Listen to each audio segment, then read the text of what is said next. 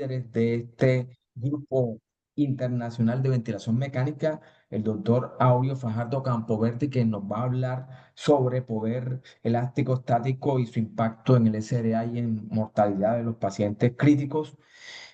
Hoy el doctor Aureo Fajardo Campoverti, como digo, nos va a hablar de esto y él es secretario además del Comité de Expertos de Ventilación Mecánica de la FEPINTI y labora en el Hospital Biprovincial Quillota Petorca en Valparaíso, Chile. Doctor Aureo, muy buenos días, muchísimas gracias por su valiosa colaboración y somos todos oídos. No, buenos días a todos ustedes. Muchas gracias nuevamente por la invitación. Tengo el video que no me permite, digamos, iniciar mi cámara. No sé si eso sea un problema o parto nomás con la presentación. Ya Ya, pueden ya le... iniciar el video.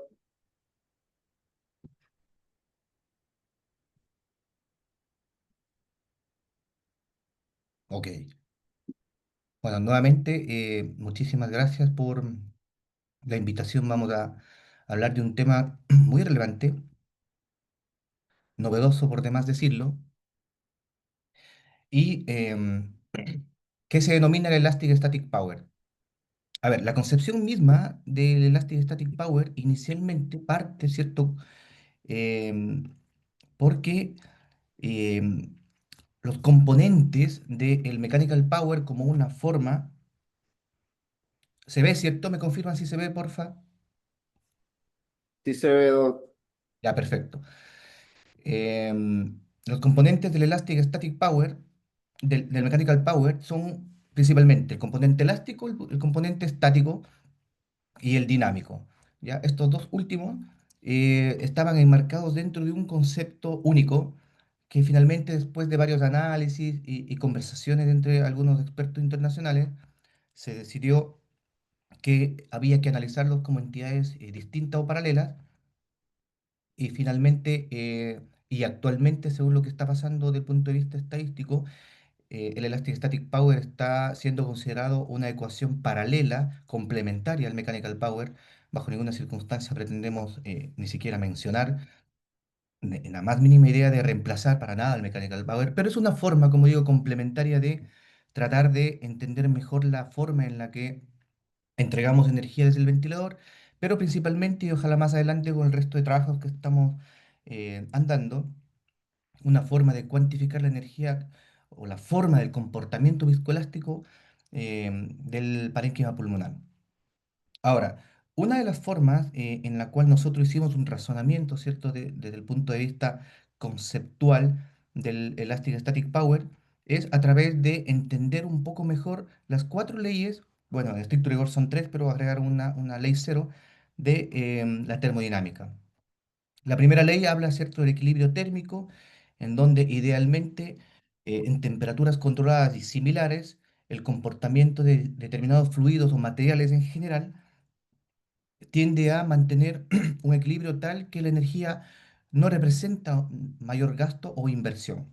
Es decir, y llevándolo al punto de vista netamente ventilatorio, la indicación estricta de humidificación genera cierto un equilibrio tal que impide ese gasto extra de energía para calentar o humidificar el aire que ingresa al sistema ventilatorio, de tal forma que la humidificación activa cumple estos requisitos y ayuda de alguna forma a disminuir este trabajo por calentar el aire, ¿cierto? Por humidificarlo, por equilibrarlo a la temperatura corporal, porque obviamente no es la misma la temperatura ambiental y todos sabemos la transformación en la distinta vía aérea, de la más grande a la más pequeña hasta el parénquima, y que como digo, de un punto de vista físico, tomando en cuenta la ley cero de la termodinámica, hablamos de un equilibrio para tratar de equiparar fuerzas, si quieren.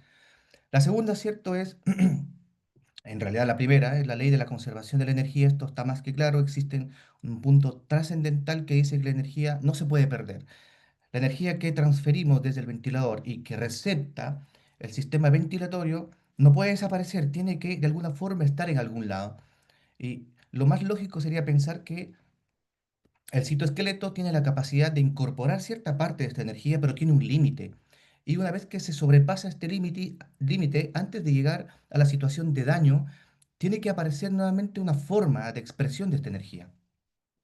Entonces, lo hemos dividido, ¿cierto? Aplicado al sistema ventilatorio en trabajo elástico y en trabajo resistivo. Obviamente el trabajo elástico, como incluye la ciclicidad, es decir, tanto inspiración como expiración, incluye una integral del punto de vista de ecuaciones matemáticas tras la cual llegamos a deducciones o diferencias. Parte de un punto cero, como todo material, hasta su deformación, en este caso volumen máximo, en función del tiempo. Y por otro lado, la resistencia sabemos muy bien, ¿cierto?, que tiene que ver con el flujo, parte de un flujo cero a un flujo inspiratorio máximo en función del tiempo. Y generalmente estas ecuaciones cumplen un rol complementario, como había dicho, en contexto de el manejo de esta energía. Ahí aparece, ¿cierto?, un concepto que se llama la entalpía, que es una característica propia de los materiales en general, que define el total de la energía en relación a una presión constante. Y es lo que más vemos hablamos. Esa presión constante puede ser, ¿cierto?, generada por el ventilador, y esta energía que ya el sistema respiratorio o el citoesqueleto en general ya no es capaz de incorporar, la tiene que devolver de alguna forma, muchas veces en forma de calor.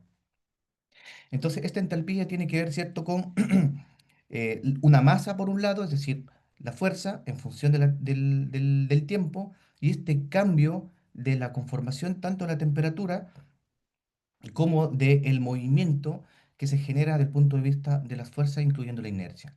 Así que en general la entropía no puede ser cero, siempre es como la tendencia al desorden y existe a nivel del universo. Por lo tanto, uno podría pensar que ante la aplicación de determinada fuerza, este desorden o esta tendencia al desorden tiende a ser mayor, por supuesto. Sin embargo, hay un límite en los tejidos biológicos y, sin embargo, cuando uno aplica, ¿cierto? De cierta forma, una energía que ya sobrepasa los límites, tomando en cuenta esta segunda ley de la entropía, puede que se llegue a un punto en el que esta anisotropía o este desorden es tal que se pierde la capacidad de devolverse a su nivel basal, incluso una vez retirado la fuerza o el estrés, si quieren, y de esta forma ya llegamos a un punto de no retorno, y a eso se refiere con la no reversibilidad, aplicado principalmente, como dije, a los tejidos respiratorios, en general los tejidos.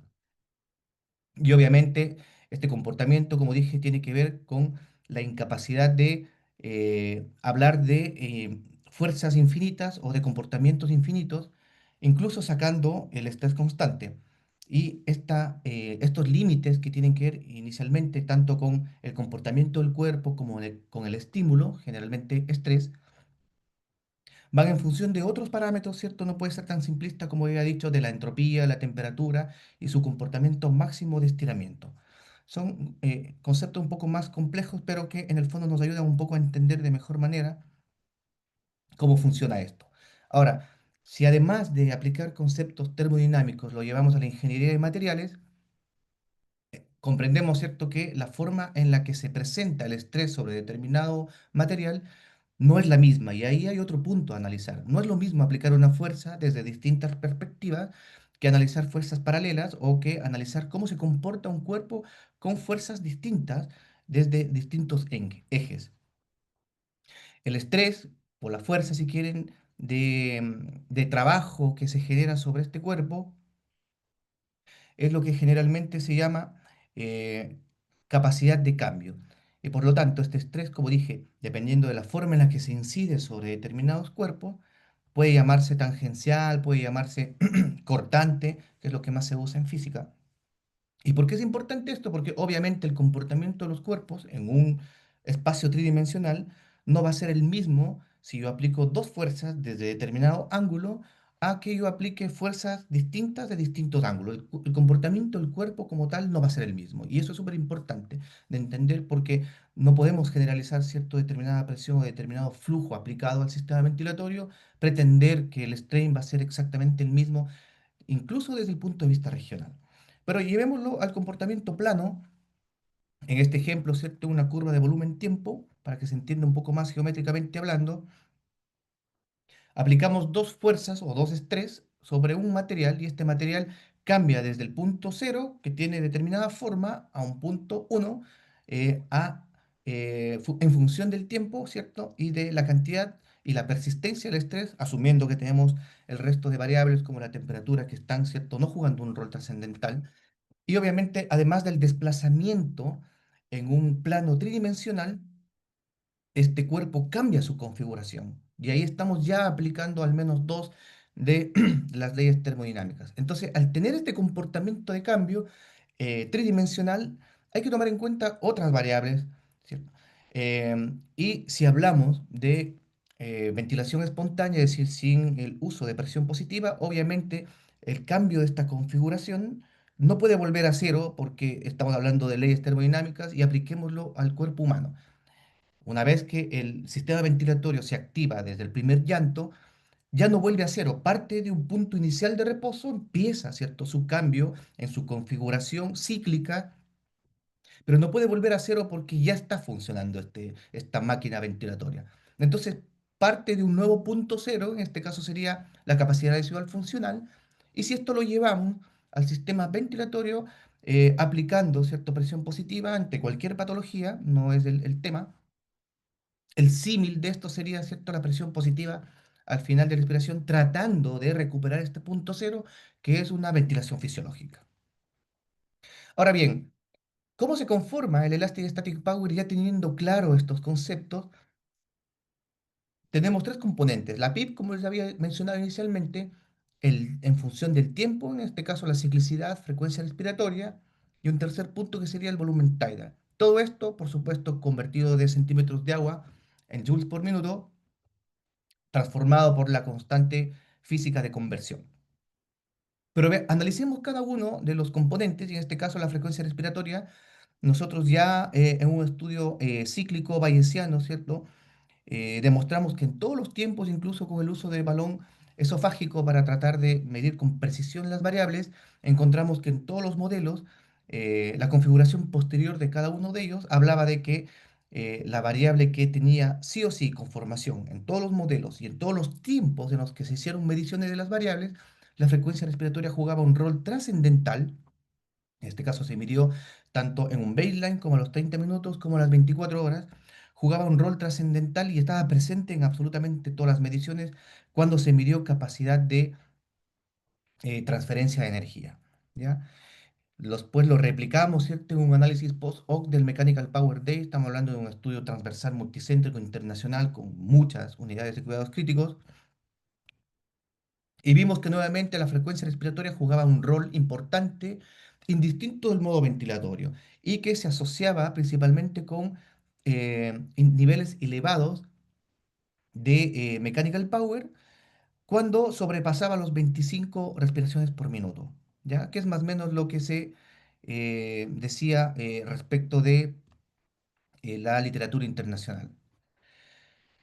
Posteriormente, ya para no hablar un poco sobre nuestros propios trabajos, en el 2023 aparece en el Journal of Intensive Care, ¿cierto?, en pacientes con COVID y sin COVID, aparece este análisis en donde, claro, no utilizan estadística bayesiana, pero sí la frecuentista y, indistinto de eso, concluyen exactamente igual que nosotros, la frecuencia respiratoria cumple un rol trascendental y sin embargo ellos ya empiezan a mencionar, si pueden ver en la parte derecha de su pantalla, de una presión estática, ¿cierto? Y aunada a una elástica y resistiva. Estamos claros que la elástica juega un rol trascendental, si eso no hay ninguna discusión, pero la estática, en función del tiempo o ciclicidad, es decir, frecuencia respiratoria, empieza ya a jugar un rol.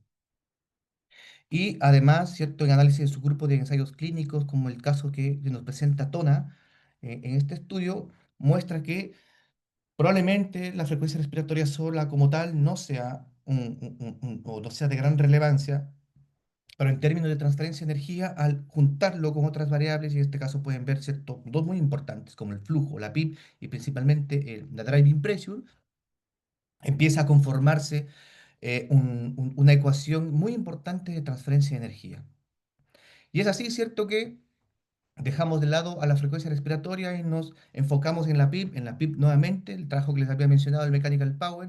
Fíjense ustedes que en la columna de presión control contabilizamos una media de 19,2 joules por minuto de mechanical power, mientras que en volumen control una media de 16 joules por minuto. Y más abajo, en el recuadro, en el rectángulo rojo, aparece un promedio de alrededor de 7 centímetros de agua de PIB, es decir, la presión control generó cierta mayor cantidad de mechanical power, pero no dependía estrictamente de la PIB. Y eso es un concepto que es un poco discutible, ¿cierto? Porque en otros trabajos efectivamente y en la concepción geométrica misma, matemática misma del Mechanical Power, hablaba que tenía una relación directamente proporcional con la PIB. Pero bueno, el resto de trabajos empezaron a mostrar que no era tan así, que probablemente había que analizarlo desde una perspectiva distinta a la concepción inicial. Y en el fondo, en este trabajo nosotros concluimos que efectivamente no tenía mayor relación. Ahora, replicamos este concepto, ¿cierto? Y en este trabajo que presentamos con el grupo español, analizamos a cuatro subtipos de pacientes. En el grupo uno pacientes que no tenían patología y ni tampoco hipoxémica, me refiero, ni tampoco tenían obesidad. Y del otro extremo estaban los pacientes que tenían hipoxemia severa y que tenían obesidad mórbida, que es uno de los parámetros en los que uno, ¿cierto?, pensaría que habría que la necesidad de aplicar niveles elevados de PIB. Entonces, analizamos y entre medio obviamente están los grupos que tienen no hipoxemia y obesidad, y en el otro sí tienen hipoxemia pero no obesidad. Y resulta que la media de PIB, sorprendentemente en este trabajo de dos centros españoles, no hubo diferencia importante, ¿cierto?, en centímetros de agua de PIB, y aún así, la cantidad de mechanical power sí variaba. Es decir, nuevamente se replica el concepto de que no existe una relación directamente proporcional entre mayor cantidad de energía transmitida al ventilador y determinada cantidad o un límite determinado de PIB. Y esto después fue nuevamente replicado, ¿cierto?, por el equipo español en una revisión sistemática con metaanálisis gigantesca en población pediátrica, pero para fines prácticos eso no tiene mucho que ver con respecto a la diferencia. Y encontraron, ¿cierto?, lo siguiente: en relación de la cantidad de PIB y como consecuencia una cantidad de PAFI, es decir, presión arterial partido por la FiO2, encontraron que tanto a 160 hasta 180 más o menos de PAFI, indistinto de la cantidad de PIB, iba en función de determinada cantidad de mechanical power. Es decir, si yo en el primer al tercer día logro conseguir que mi paciente tenga una PAFI alrededor de 180, digamos 8 centímetros de PIB, existe mayor probabilidad de daño y por lo tanto, en consecuencia de mayor mechanical power, si yo me sobreesfuerzo, ¿cierto? O intento sobremanera de llevar a una mejor cantidad de PAFI únicamente aumentando la cantidad de PIB. ¿Y cuál es el mensaje detrás de todo esto? Es, oye, tranquilo, 180 no es malo, dale tiempo, existen otros factores relevantes, ¿cierto?, para que esto mejore. Se trata la patología de base, compensa el resto de cosas, mejora o optimiza, ¿cierto?, el DO2, etcétera. No es netamente que yo voy a superar absolutamente, ¿cierto?, la hipoxia que estoy enfrentando en los primeros días de mi paciente, aumentando la cantidad de PIB, y al contrario, esto va a generar mayor cantidad de transferencia de energía. Y en este análisis de subgrupos, ¿cierto?, de la gran Carol Hudson, de una revisión sistemática y metaanálisis, nos muestran efectivamente esto, que una menor mortalidad, y aunque esto también es bastante discutible y ha sido poco replicable en otros trabajos, pero no deja de ser menor, que nos muestran que una mayor cantidad de PIB se relaciona con una menor mortalidad en determinados grupos. Entonces ya hemos visto, ¿cierto?, que encontramos esta correlación con las distintas variables que son componentes del Elastic Static Power en su concepción como tal en distintas formas. Y les presento, ¿cierto? Bueno, este trabajo salió el año pasado. Analizamos efectivamente el Elastic Static Power como una variable fuera de la concepción del Mechanical Power, pero lo pusimos, ¿cierto?, en la palestra para comparar con el resto de componentes y con el mismo Elastic Static Power y con el mismo Mechanical Power, que analizamos en tres subgrupos: pacientes que no tenían distrés, pacientes con distrés leve y pacientes con distrés moderado y severo, ¿ya? Si bien es cierto, esta no es una clasificación oficial, pero no es raro ver en trabajos que se clasifican los pacientes con moderado y severo, principalmente para tratar de homogeneizar la muestra y el análisis estadístico. Es así que encontramos una media de 4,8 joules por minuto en pacientes que no tienen distrés, de 5,8 en pacientes con distrés leve y de 7,4 en pacientes que tienen distrés moderado y severo. Y vemos que existe, cierto, un aumento en función de la severidad del distrés. Y más adelante hicimos análisis bayesianos para tratar de sacar, cierto, el resto de componentes y dejar absolutamente limpia la variable del Elastic Static Power.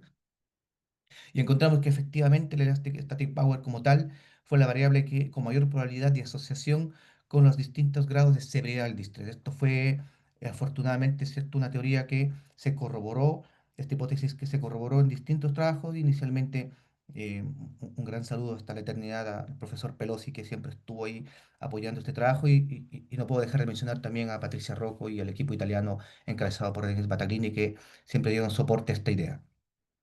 Y cuando analizamos, ¿cierto? En función de los pacientes que no tienen distrés, es decir, un punto de partida del Elastic Static Power en pacientes sin patología por distrés, al comparar con eso, como comparador, valga la redundancia, en pacientes con distrés moderado y severo, y asimismo en un modelos indistintos, no uno solo, ¿ya?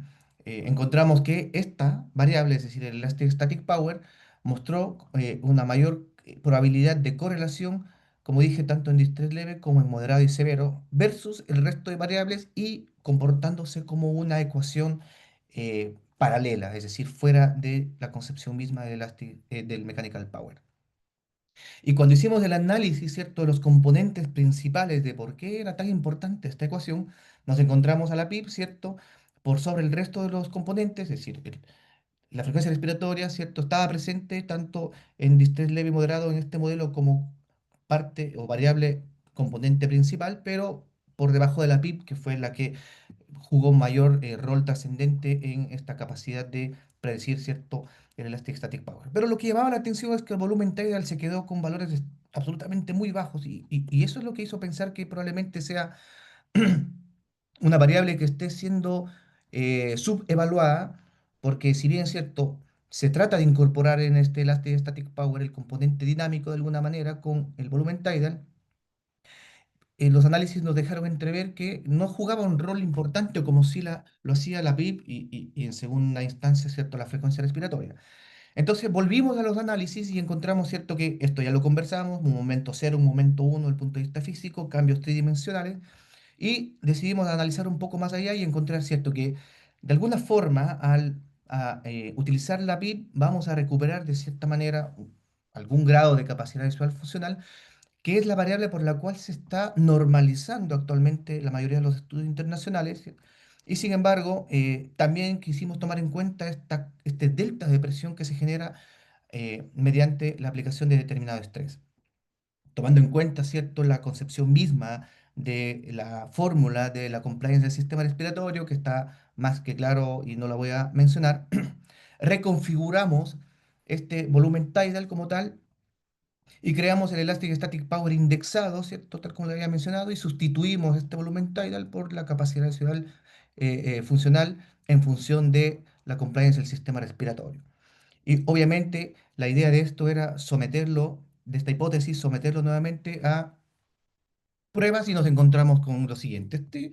Un estudio muy interesante un paper del futuro le llamamos nosotros, debe estar próximo a salir, ojalá ya el próximo año, y encontramos lo mismo, ¿cierto? Fíjense ustedes que el Elastic Static Power con números similares se correlaciona de una forma muy importante, ¿cierto?, con la severidad del distrés, pero más importante aún, logramos calcular, ¿cierto?, la capacidad de asociación con la mortalidad, tanto en paciente, o sea, en mortalidad intra-UCI como mortalidad a 28 días, porque tratamos ya de ir un poco más allá con estas ecuaciones y nos encontramos con que el Elastic Static Power, fíjense ustedes, tiene un hazard ratio de casi 2,6 en pacientes con distrés moderado y severo.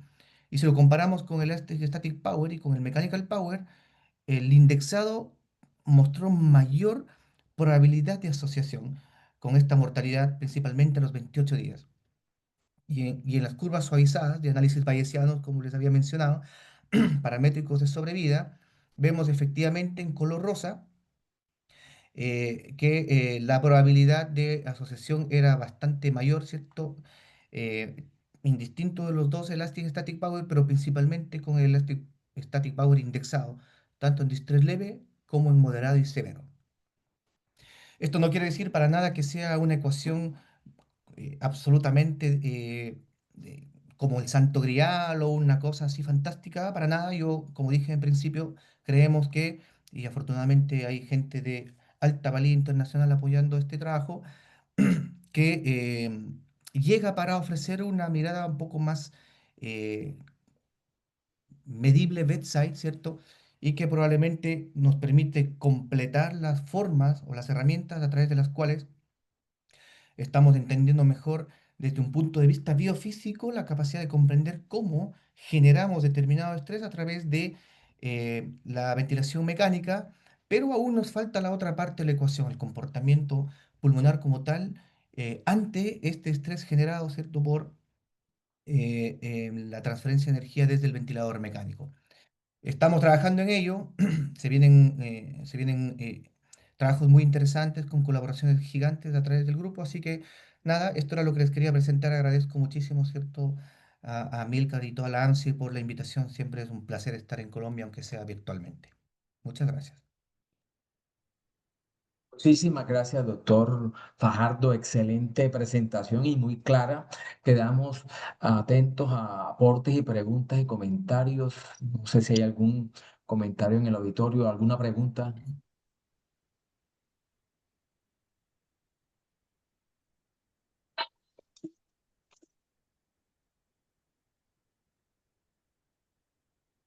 Bien, entre tanto, yo le preguntaría, doctor, claramente nos ha mencionado el paso a seguir, que al parecer es una convocatoria multicéntrica, pero desearía que nos concretara su visión personal sobre esta novedoso concepto que entiendo pretende integrar algo más concreto y más fácil de llevar al pie de la cama del paciente.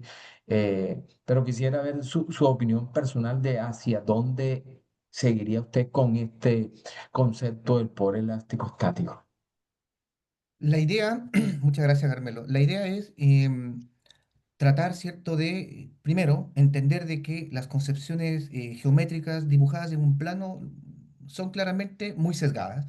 Y la idea es aunar conceptos físicos, ¿cierto?, tanto desde la radiología como de la termodinámica, tratando de entender de mejor forma el comportamiento de lo que al fin y al cabo es un cuerpo y que tiene que respetar las leyes físicas, y esa no está en discusión eso.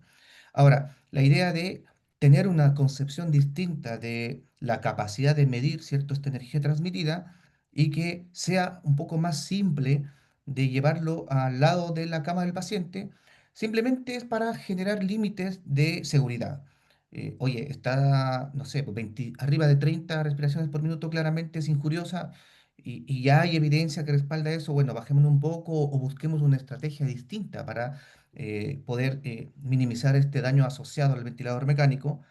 Pero como dije, por otro lado, claro, ya la ecuación ya no es una hipótesis, tiene varios estudios. De hecho, el equipo argentino con los que trabajo también están a punto de sacar un estudio propio de ellos, también corroborando los mismos resultados que nosotros. Entonces, esto ya dejó de ser una hipótesis para ser una ecuación validada y que viene pisando firme. Sin embargo, yo considero que esta es, como dije, la primera parte de la ecuación. Nos falta ver cómo es el comportamiento mismo y cómo responde el sistema ventilatorio desde el punto de vista viscoelástico del citoesqueleto ante toda esta injuria que nosotros estamos generando con el ventilador, más allá de que sea lo más protector, a mí me gusta más la palabra individualizado posible. Pero nos falta la otra parte, o sea, cómo se comporta, y es un concepto un poco más complejo de entender. Por eso yo les hablaba un poco de entropía, de isotropía, etcétera. Son situaciones mucho más complejas de entender, que probablemente no nos alcanzan las herramientas como médicos, ¿cierto? Yo por eso busco mucho el apoyo de gente de otro lado, como físicos, biólogos, etcétera, porque la concepción y la mirada de ellos trata de, remando para el mismo lado, de mejorar o profundizar un poco la capacidad de entendimiento. Yo creo que aún estamos muy lejos de tener números y rangos reales de seguridad, pero lo que tenemos claro, ¿cierto?, es no sobrepasen 17 joules por minuto, no sobrepasen, bueno, si utilizan el Elastic Static Power, no sobrepasen más allá de 5 joules por minuto. Driving pressure, por supuesto, nada de eso está en discusión, pero llegan como para ofrecer un poco más de herramientas, tomando en cuenta las ciencias básicas. Muchas gracias, doctor. Y piensa que el valor indexado podría ser más importante que el valor absoluto, indexado a diversas cosas, ¿sabes? Entre ellas cosas al volumen de pulmón funcional o a la superficie corporal o al índice de masa corporal del paciente. Sin ninguna duda, la indexación, como había mencionado, y de hecho esto tuve el honor de conversar con el profesor Marini, y la mayor cantidad de trabajos a los cuales estamos apuntando en un futuro no muy lejano es con la indexación que tiene que ver principalmente, ¿cierto?, con la talla del paciente, idealmente el pulmón, pero eso es una quimera, pero sí con la talla del paciente y por otro Ujú. lado, ¿cierto?, la normalización con la capacidad adicional funcional.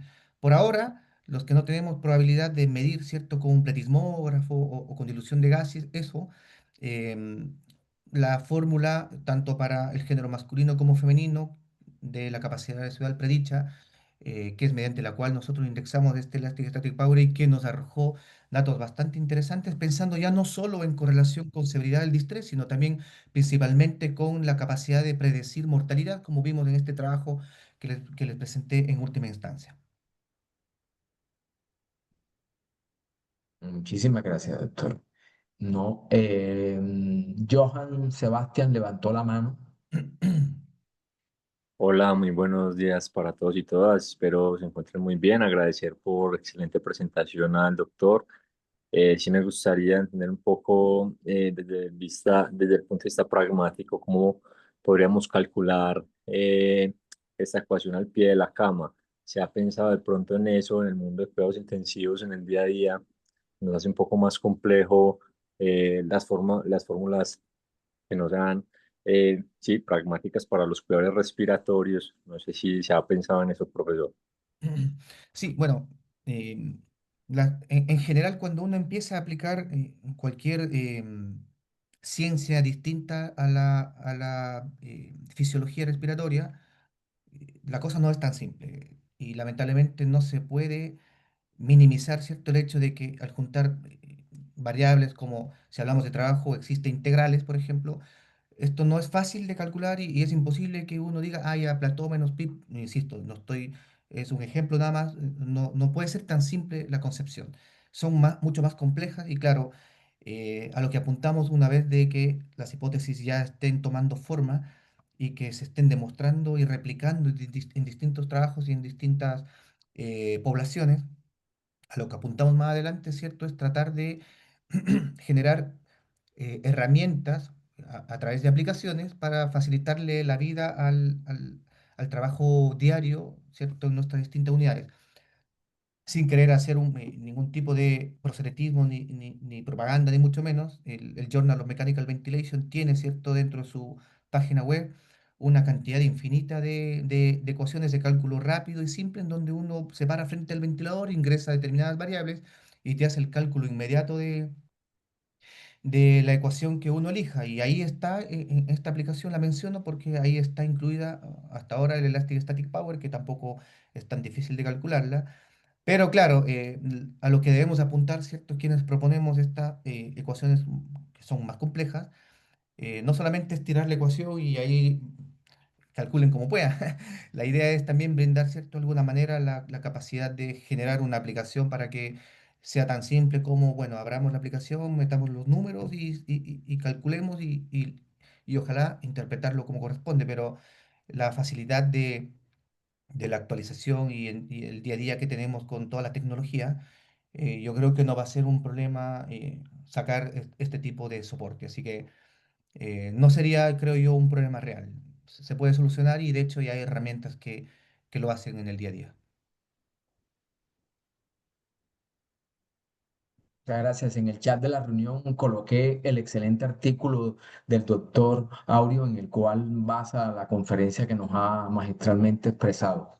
Eh, Pueden descargarlo y revisarlo y claramente, como él menciona, es una forma de abordaje mucho más fácil de calcular y con todo lo que está por venir, de acuerdo a lo que nos ha mencionado el doctor Fajardo. ¿Alguna otra pregunta, comentario o aporte?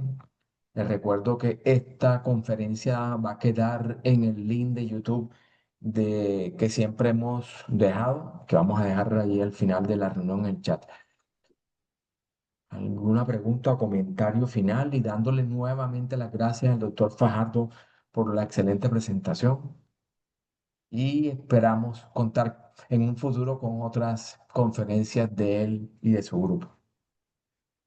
No, Muy nada más buenos días, que doctor. Fajardo. agradecerles. Muchas gracias y un gran abrazo hacia Colombia. Un abrazo, doctor. Muchas gracias.